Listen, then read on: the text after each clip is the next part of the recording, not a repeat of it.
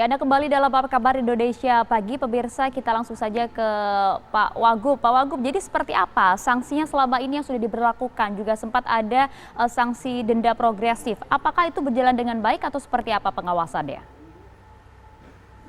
Pengawasan dan regulasi kami tingkatkan melalui regulasi nomor 79 tahun 2000 bahwa ada denda progresif, artinya orang yang satu kali kedapatan menjadi 2 kali, kami tingkatkan dendanya dari 500, 3 kali jadi 7,5, 4 kali jadi 1 juta, kerja sosial juga tingkat dari 1 juta jadi 2, 3, 4 dan seterusnya. Kemudian juga kami terus meningkatkan pengawasan dengan cara menambah jumlah tugas, menambah jumlah razia, dan kalau data yang kami hadirkan, jadi kami sudah mendapatkan lebih dari 4 miliar ya hasil denda yang diakibatkan oleh masyarakat yang melanggar PSBB. Kemudian juga yang tidak menggunakan masker sudah lebih dari 115.000 orang yang kami beri sanksi ya, mulai dari sanksi sosial termasuk sanksi denda. Kemudian lebih dari 2 miliar lebih saja itu denda masker yang tidak menggunakan masker. Bahkan perkantoran atau unit kegiatan lain yang melanggar tidak atau melebihi dari 50% atau pelanggaran lainnya itu kami tegur tertulis, kami tutup sementara atau kami segel juga sudah banyak sekali ya. Jadi upaya-upaya sudah kami lakukan. Kemudian juga kami kampanyekan, kami sosialisasikan, kami himbau minta untuk terus melaksanakan PSBB transisi ini ya. Terus juga kami minta masyarakat untuk lebih ketat dan patuh, disiplin dengan terus melaksanakan 3M, menggunakan masker, mencuci tangan, dan menjaga jarak. Jadi banyak hal yang terus kami lakukan ya. Dan kalau ingin jujur, jangan hanya melihat penyebarannya yang memang meningkat, tapi hasil kerja kami, jajaran kami juga alhamdulillah membuahkan hasil. Apa itu? Angka kesembuhannya meningkat 78,2%, angka kematiannya menurun sudah di 2,9%. Mudah-mudahan ini semua akan menurun juga. RW yang masuk zona merah juga menurun, sudah tinggal 24 RW dari 2.741 RW di DKI Jakarta. Oke.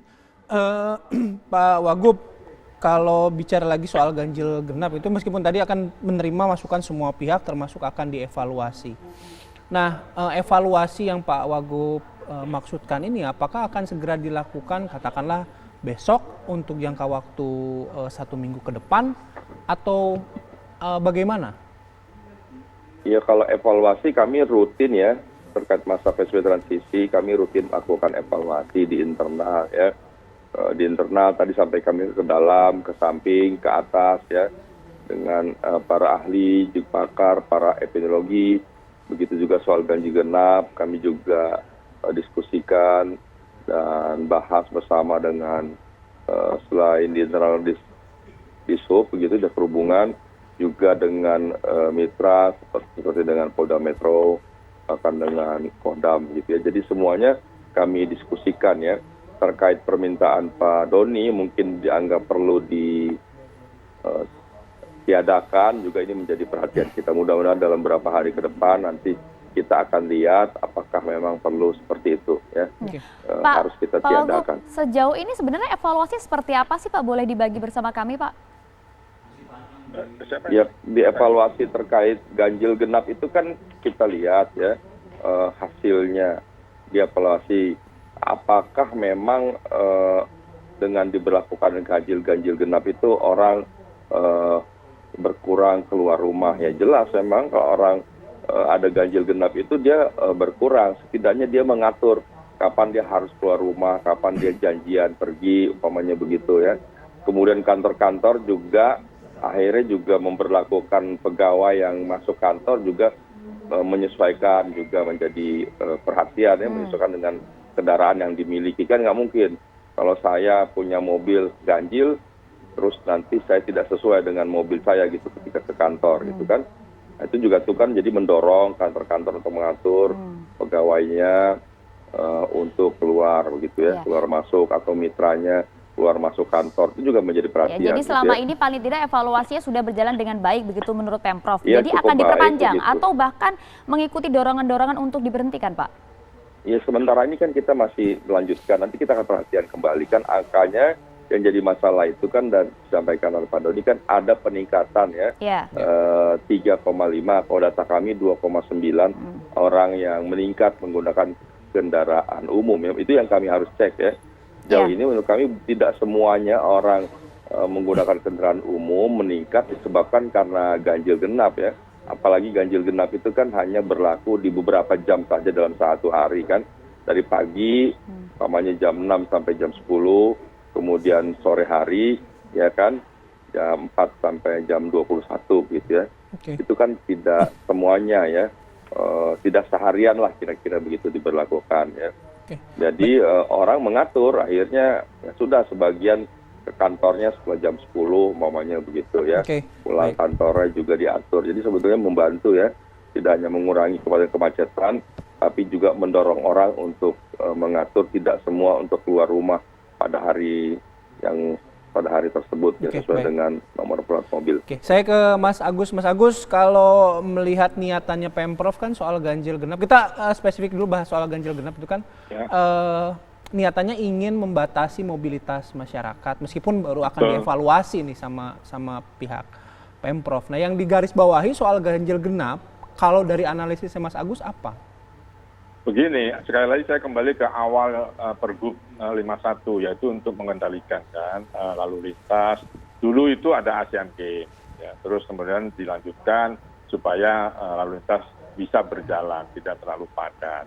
Nah sekarang itu yang dipakai alat menjadi pengontrol COVID.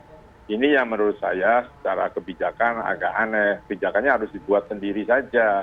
Nah karena apa yang diterapkan di pengontrolan lalu lintas itu ya tidak 100% lalu bisa mengontrol soal COVID. Dari sisi kebijakan ini dua hal yang berbeda yang tidak diatur di Pergub yang 51. Nah persoalannya sekarang orang kan pakai kendaraan pribadi lebih aman, dia naik motor, jalanan macet, yang tidak punya kendaraan tetap naik angkutan umum. Nah sekarang kalau dibalik bagaimana? Kenapa selalu angkutan umumnya menjadi persoalan? Dulu ketika KRL padat, semua kepala daerah yang dilalui KRL protes minta dihentikan. Kan persoalannya bukan di situ, persoalannya ada di hulu, di mana tempat mereka bekerja itu tidak melakukan penjadwalan atau kita langsungkan shift, dan di situ tidak ada aparat siapa yang bertanggung jawab mengontrol perusahaan-perusahaan itu masih buka. Kantor-kantor di anak-anak saya sampai hari ini belum masuk, sudah 5 bulan tidak masuk, jadi 5 bulan itu sejak Maret. Itu bisa, jadi artinya harus ada yang mengontrol, itu siapa gitu ya. Nah kalau nanti sudah dikontrol, tetapi ada peraturan, di mana ada peraturan Menteri Kesehatan, surat edaran Menteri Perindustrian, yang mengkonter apa yang diupayakan oleh Pemprov DKI, yang soal perusahaan esensial, itu juga tidak, jadi ambiguitas di peraturan di kebijakan juga terjadi. Jadi sekarang misalnya saya punya pabrik, saya bilang kalau diatur shift atau punya perusahaan, saya bayar listrik kan menjadi lebih mahal karena orang menjadi berjenjang datang dan pulangnya. Itu yang harus dibayar oleh negara, ya, dan itu tidak terjadi. Nah, semacam ini secara keseluruhan harus kita lihat. Jadi pada waktu nanti Pak Wagub mengevaluasi yang lebih lagi atas permintaan Pak Kepala Gugus Tugas, tentu itu harus dimasukkan. Karena persoalannya bukan di hilir di transportasi, tetapi di pemberi kerjanya. Oke, berarti kalau misalnya Mas Agus menyoroti tadi ambiguitas peraturan, sebenarnya ini bukan PR-nya Jakarta doang loh? Bukan. Kan itu ada surat edaran dari Menteri Perindustrian, meskipun itu berupa surat edaran yang tidak ada kekuatan hukumnya, tetapi itu dijalankan. SE kan kayak waktu kita kuliah namanya mading, pengumuman internal saja, tapi itu diberlakukan keluar, sama di perhubungan juga begitu. Jadi artinya memang dari sisi peraturan kebijakannya saja sudah nggak pas.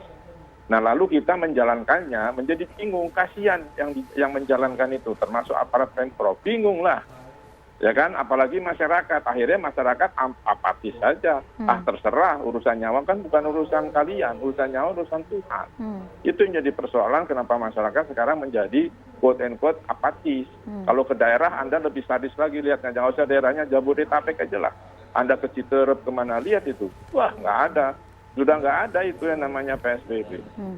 Pak Wagub, jadi ganjil genap ini dinilai tidak dapat memberhentikan setiap warga DKI Jakarta khususnya untuk keluar rumah karena harus beraktivitas, karena ada tuntutan pekerjaan. Bagaimana Pak Wagub?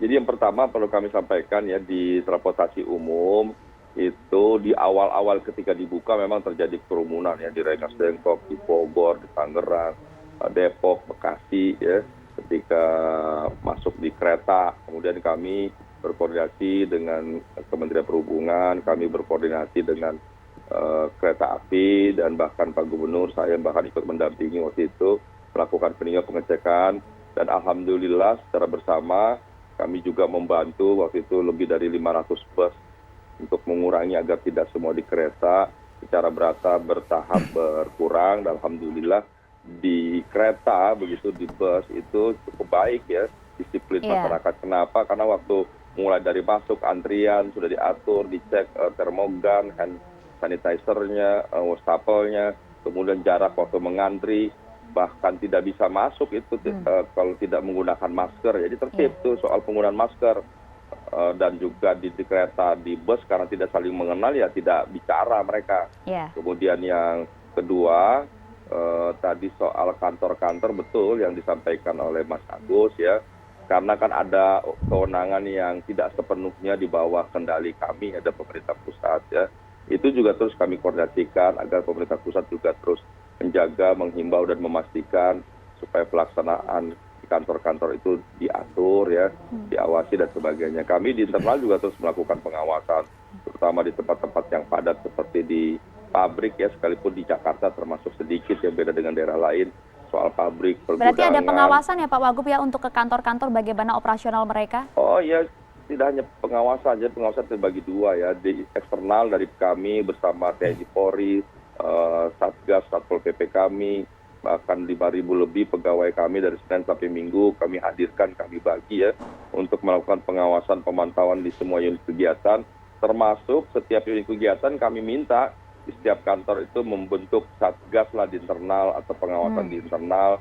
Juga kami minta terus memberikan laporan harian, dikumpulkan laporan mingguan. Jadi ada kuesionernya, ada ceknya ya, di mall, di pasar, di rumah-rumah aja. Bahkan pengawasan kami tidak hanya kami bentuk kampung siaga gitu, ada panduannya, ada pengawasan partisipasi masyarakat. Bahkan di setiap rumah itu kami minta menunjuk satu orang anggota keluarganya menjadi semacam kader COVID, begitu kami menyebutnya, atau Satgas COVID, yang selalu bertugas memastikan, melaporkan perkembangan di internal di rumah masing-masing, agar setiap anggota keluarga sebelum keluar juga dipastikan melakukan protokol COVID. Jadi perlu diketahui oleh masyarakat, kami tuh membuat kuesioner gitu, atau checklist yang harus diisi. Sudah banyak yang dilakukan lah ya Pak Wagub ya. Kemudian Mas Agus, jadi seperti apa? Sebenarnya. Apakah bisa Pemprov DKI Jakarta kemudian memberikan penekanan yang lebih kuat kepada setiap perusahaan untuk dapat membatasi jumlah karyawan yang masuk? Tidak hanya sekedar himbauan begitulah. Kita hanya dihimbau tidak akan pernah beres. Kita harus tadi tutup langsung. Ini soalnya masalah kesehatan yang pandemi. Jadi tidak bisa lagi ada tawar-menawar, nasihat-menasehati, menghimbau, tidak ada. Langsung saja dengan at any risk sebagai aparat pemerintah. Nah, yang menjadi persoalan berat buat DKI adalah di aglomerasinya, di sekitarnya, di Bodetabeknya. Coba lihat angka tiap hari yang diuji itu, kan timpang sekali. Sementara orang kan bergerak langsung setiap hari, jutaan orang itu bergerak keluar masuk wilayah DKI Jakarta.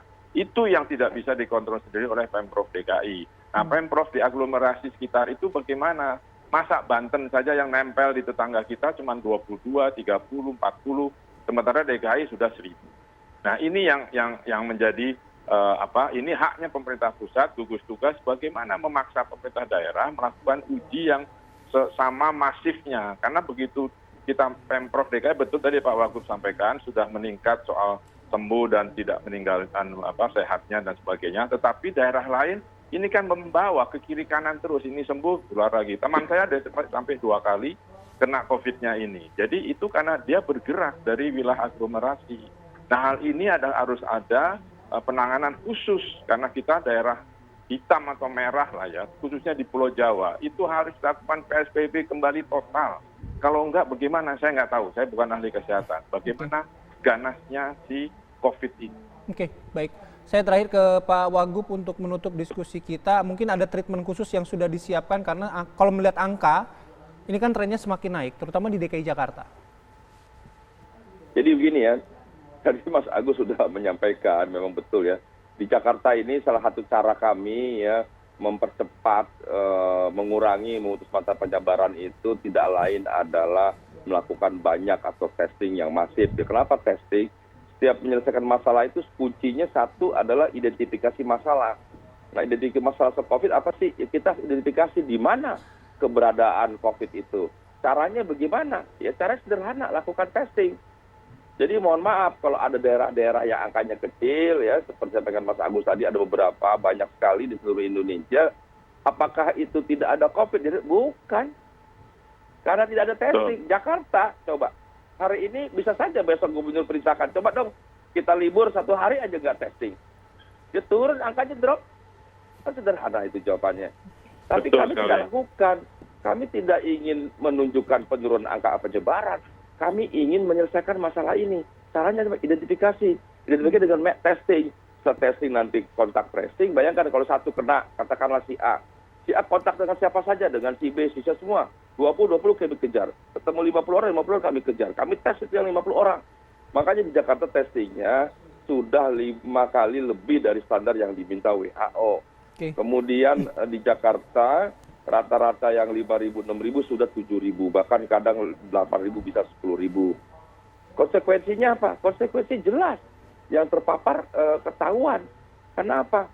Karena memang COVID ada. Bukan cuma Jakarta, di seluruhnya. Terlebih kami menyadari Jakarta ini kan ibu kota, orang keluar negeri, ya sekarang kan sudah bisa masuk, keluar masuk ya membawa orang ke daerah, keluar masuk ya membawa, ya kan bahkan ya mohon maaf banyak juga pegawai dari semua kementerian, lembaga, dinas kan keluar kota, bolak-balik ya membawa. Jadi banyak sekali di Jakarta terbuka. Jadi memang penyebabnya banyak, tapi tetap kami lakukan dengan cara meningkatkan testing dan sarana-prasarana. Sekali lagi, yang terakhir kami minta masyarakat untuk tetap tinggal di rumah, karena di rumah adalah tempat yang terbaik. Dan kami minta pimpinan seperti Mas Agus sampaikan, juga memastikan karyawannya, pegawainya, buruhnya, untuk sedapat mungkin dibatasi keluarnya, kemudian kalau bisa malah tetap bekerja di rumah, dan terus melaksanakan 3M, menggunakan masker, cuci tangan, dan menjaga jarak. Terima kasih Pak Wagub, Mas Agus juga terima kasih sudah bergabung bersama kami pagi hari ini. Terima kasih Mas Agus. Selamat ya. Terima kasih Pak Wagub. Semoga sehat selalu Bapak-bapak. Ya, terima kasih Bapak-bapak. Nah, semuanya. usai jeda ya kami akan kembali dengan informasi banjir yang melanda sejumlah wilayah di Kabupaten 50 kota di Sumatera Barat. Tapi usai jeda, sesaat lagi tetaplah bersama kami di Apa Kabar Indonesia Pagi.